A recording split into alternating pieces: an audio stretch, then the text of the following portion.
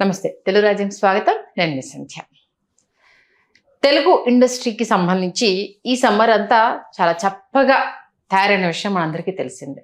ఎన్నో ఆశలతో పెద్ద సినిమాలు రిలీజ్ అవుతాయి అనుకున్నా ఐపీఎల్ ఎఫెక్టో లేకపోతే దాని మీద పడి మన సినిమా ప్రభావం పడుతుందా, లేకపోతే మేకింగ్లో లేట్ అయిందా, కారణాలు వాట్ ఎవర్ ఇట్ మేబీ ఏదైనా సరే చాలా సినిమాలు వాయిదా పడుతూ వస్తున్నాయి. ఈ నేపథ్యంలో జూన్లో ఈగర్గా వెయిట్ చేస్తున్న పెద్ది సినిమా రిలీజ్ డేట్ని అనౌన్స్ చేసిన విషయం తెలిసిందే, June 4.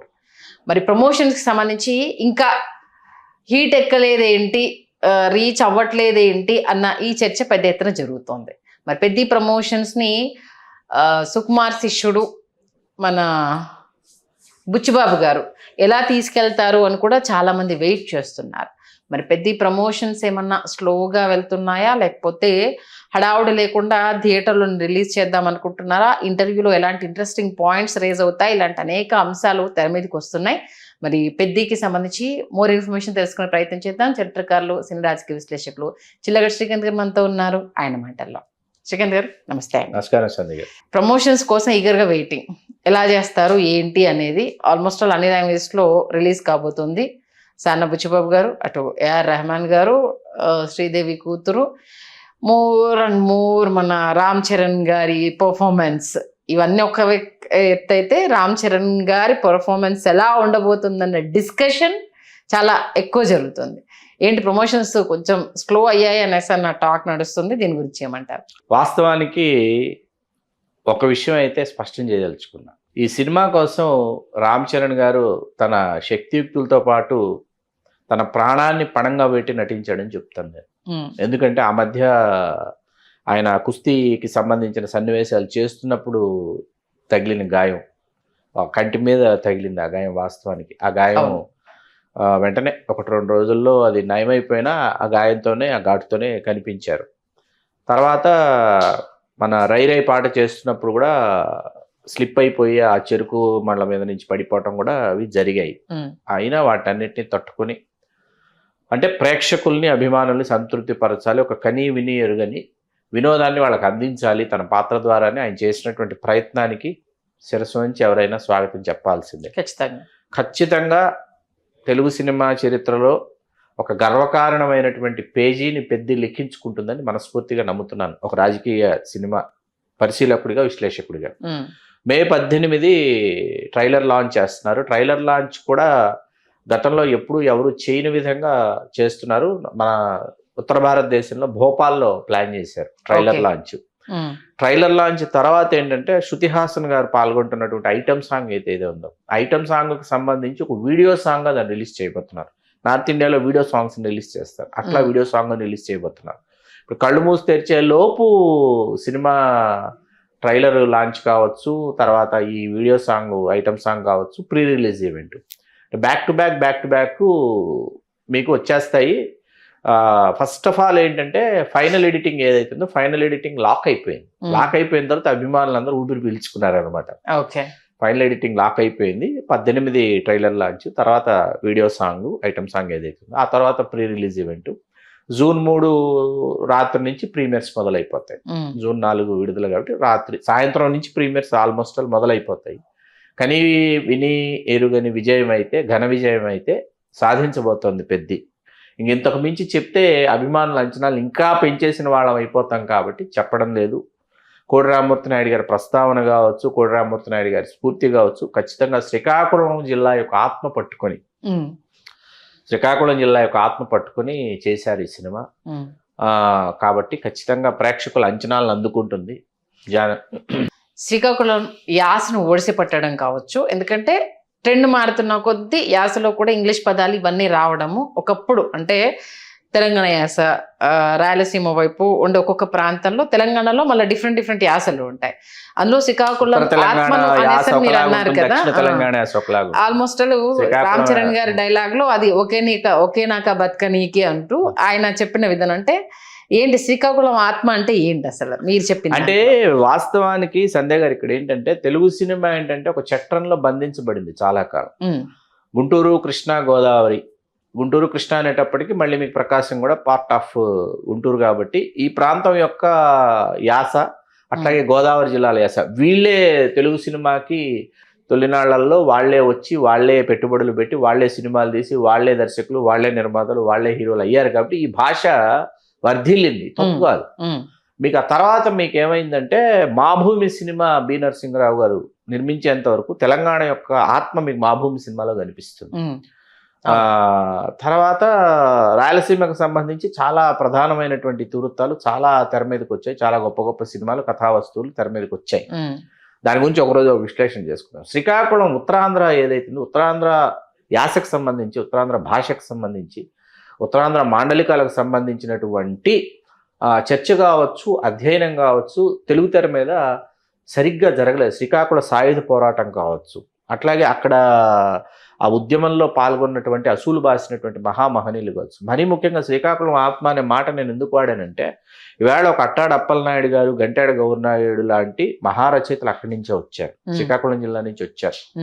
ఆ శ్రీకాకుళం ఆత్మకు సంబంధించి శ్రీకాకుళం ఆ ప్రాంతపు సొబగు ఏదైతే ఉందో బహుళ అనేటటువంటి ఒక అద్భుతమైనటువంటి నవల రాశారు అట్టాడు అప్పలనాయుడు గారు. ఓకే. నేను పాలకొండ వరకు నేను ప్రయాణం చేశాను. పాలకొండ వరకు నేను బై రోడ్డు వెళ్ళి అక్కడ ప్రవహిస్తున్నటువంటి నాగావళి కావచ్చు, వంశధారలు కావచ్చు, వాటినన్నిటినీ కూడా ఆ నాగావళి ప్రవహిస్తున్నటువంటి చోట అసలు భూమి ఏ విధంగా సస్యశ్యామలమవుతుందో కంటితో చూసి వచ్చినటువంటి వాడిగా చెప్తున్నాను నేను. అక్కడ ఏంటంటే శ్రీకాకుళం ఆత్మ ఏంటంటే కోడిరామూర్తి నాయుడు గారు పుట్టి పెరిగినటువంటి ప్రాంతం కావచ్చు, ఆ ప్రాంతం నుంచే ఇంతమంది క్రీడాకారులు, ఒక మల్లీశ్వరి కావచ్చు, కర్ణ మల్లీశ్వరి గారు కావచ్చు, ఒక నీలంశెట్టి లక్ష్మి కావచ్చు, ఒక పూజారి శైలజ కావచ్చు, ఒక మత్స్యరాశి సంతోష్ కావచ్చు, ఇంతమంది ఎవరి పేర్లైనా నేను చెప్పకపోతే దయచేసి క్షమించండి, గుర్తొచ్చిన పేర్లు మాత్రం చెప్పు. ఇంతమంది మీకు శ్రీకాకుళం ప్రాంతం నుంచి వచ్చారు. ఉత్తరాంధ్ర దిగువకు వచ్చేటప్పటికి మళ్ళీ ఎలకా వేణుగోపాలరావు క్రీడాకారుడు, విశాఖకు వచ్చేటప్పుడు ఉషశ్రీ పెద్దిశెట్టి, ఇట్లా so many sports personalities from this soil అనమాట. ఏంటి మట్టిలో ఉన్నటువంటి గొప్పదనం ఏంటి అంటే వీళ్ళు అధ్యయనం చేశారు.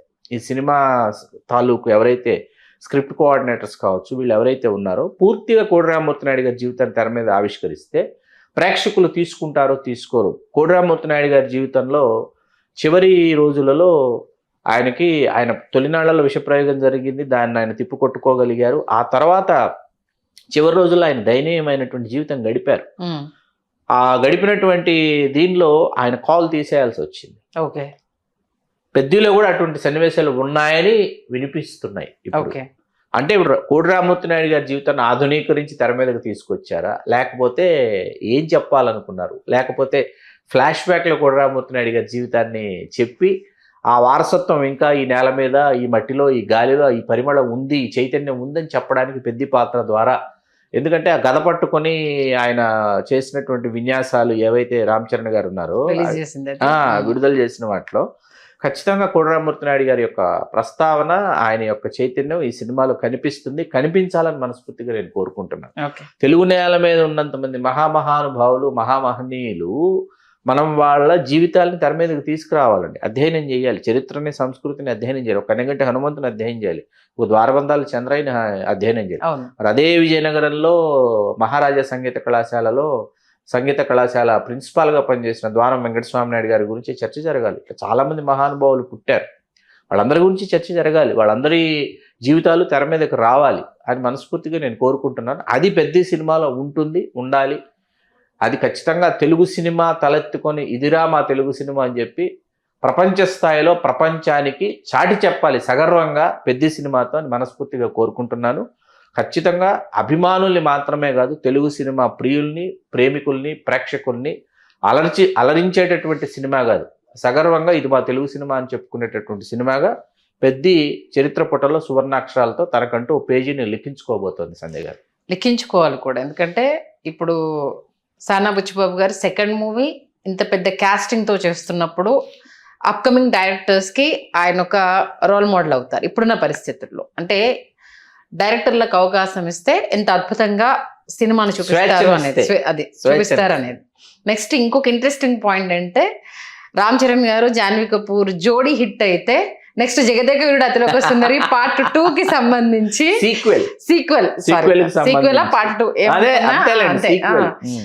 దీనికి కొత్త రూపకల్పన ఏమన్నా ఆ కెమిస్ట్రీ జరుగుతుందా? కావచ్చు, వీళ్ళిద్దరి జోడి హిట్ అయితే ఆ హీరో కొడుకుగా ఆ హీరోయిన్ కూతురుగా deadly and rare combination serious, ఎందుకంటే చాలా తక్కువ సందర్భాల్లో ఇది జరుగుతుంది సంభవిస్తుంది. కాబట్టి. అవును, వాస్తవం. ఎందుకంటే ఆ అందము ఉట్టిపడ్డము జాన్వీ కపూర్ అదృష్టం. అంటే అంత అందంగా శ్రీదేవిని పోల్చలేండి, మెగాస్టార్ గారిని పోల్చలేము, బట్ వారసులు కాబట్టి ఆ క్రెడిట్ మనం ఇవ్వాల్సి ఉంటుంది. కాబట్టి ఒక ఇంట్రెస్టింగ్ కాంబోతో మరొక సినిమా, అది జగదగుడు అతిలోక సుందరి అయితే చూడాలి అనేసి అని, ఈవెన్ అది రామ్ చరణ్ గారు చేస్తే చూడాలి అనేసి చిరంజీవి గారికి కూడా ఉంది. కాబట్టి ఈ కాంబినేషన్ హిట్ అయితే ఆ సినిమాకి ఏదైనా నాంది పలికే అవకాశం ఉంటుందేమో అని ఒక చిన్న ఆలోచన. దాంతోపాటు దీంట్లో రామ్ చరణ్ గారి ట్రాన్స్ఫర్మేషన్ అనేది సార్, అంటే యాజ్ ఎ క్రికెటర్ గా ఆయన కనిపించిన తీరు, మీరు అన్నట్టు గద పట్టుకొని ఆ కండలతో ఆయన కనిపించిన తీరు, ఆ ట్రాన్స్ఫర్మేషన్ ని అద్భుతంగా విజువలైజేషన్ చేసిన తీరుని చూస్తే సినిమా మీద హైప్ పెరిగిపోతుంది. అట్ ద సేమ్ టైం కొంత లేట్ అవుతూ ఉంటే ఒక భయాన్ని కూడా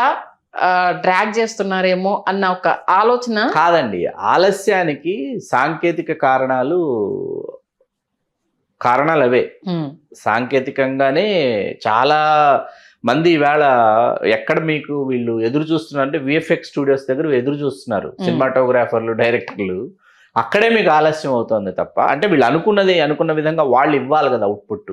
వీళ్ళు ఊహించింది, వీళ్ళు ఎవరైతే ఏ ఊహల్లో వీళ్ళు ఏ విధమైనటువంటి దాన్ని ఆవిష్కరణ చేయాలనుకున్నారో అది ఇవ్వాలంటే వాళ్ళకు కూడా సమయం ఇవ్వాలి, కాబట్టి అక్కడే ఆలస్యం అవుతుంది. ఓకే, ప్రమోషన్స్ పరంగా అయితే కొత్త పంథా ఏదో ఎన్నుకున్నారు. చెప్పినట్టు ఫస్ట్ టైం నార్త్ ఇండియాకి వెళ్ళి భోపాల్లో చేస్తున్న ట్రైలర్ లాంచ్, ఆ తర్వాత వీడియో సాంగ్ కూడా అట్లాగే రిలీజ్ చేయబోతున్నారు, item song. Pre release event కి వచ్చేస్తారు. ప్రీ రిలీజ్ ఈవెంట్ ఎక్కడ అన్నది చూడాలి మనం ఏం చేస్తారు. వచ్చిన 2 సాంగ్స్ ఇప్పుడు యూట్యూబ్ ని షేక్ చేసి 4 పాటలే అండి, 4 పాటలే సినిమా, 4 సాంగ్స్. ఒకటి డ్యూయెట్ ఉంటుంది ఖచ్చితంగా జాన్వీ కపూర్ తో, ఒకటి ఐటమ్ సాంగ్. అవి కాకుండా 2 బిట్స్ ఉంటాయి. ఓకే, 2 బిట్స్ ఉంటాయి. అంటే మొత్తం స్టోరీ మీద కాన్సన్ట్రేషన్ చేస్తున్నారు అంతే. ఆల్మోస్ట్ ఆ సాంగ్స్ తగ్గించారు అని అంటే ఇప్పుడే రిలీజ్ అయిన 2 సాంగ్స్ సంచలనంగా మారిపోయాయి. ఇప్పుడు ఐటమ్ సాంగ్ అంటే మామూలుగా సుకుమార్ గారి సినిమాలో ఐటమ్ సాంగ్ ఒక ప్రత్యేకత ఉంటుంది, అందులో ఆయన శిష్యుడు కాబట్టి మరి ఈ సినిమాలో దాన్ని ఎలా చూపిస్తారు అనేది ఇంట్రెస్టింగ్ గా ఉంది. మంచి విశేషాలు అయితే అందించారు. ఖచ్చితంగా సినిమా హిట్ అవ్వాలి. అప్కమింగ్ డైరెక్టర్స్ కి అలాగే కలయికకు సంబంధించి ఇప్పుడు ఏఆర్ రెహమాన్ గారికి హిట్ అవసరమే. ఈ సినిమాతో ఆయన కూడా ప్రూవ్ చేసుకోవాల్సిన పరిస్థితి వచ్చింది. కాబట్టి చూద్దాం మరి ఎలాంటి సెన్సేషన్స్ క్రియేట్ చేస్తుంది, ఎలా మెప్పించబోతుంది, ఎలా అలరించబోతుందని ఈగర్లీ అందరూ వెయిటింగ్. మంచి విశ్లేషణ అందించారు. ధన్యవాదాలు శ్రీకాంత్. ధన్యవాదాలు సందీప్.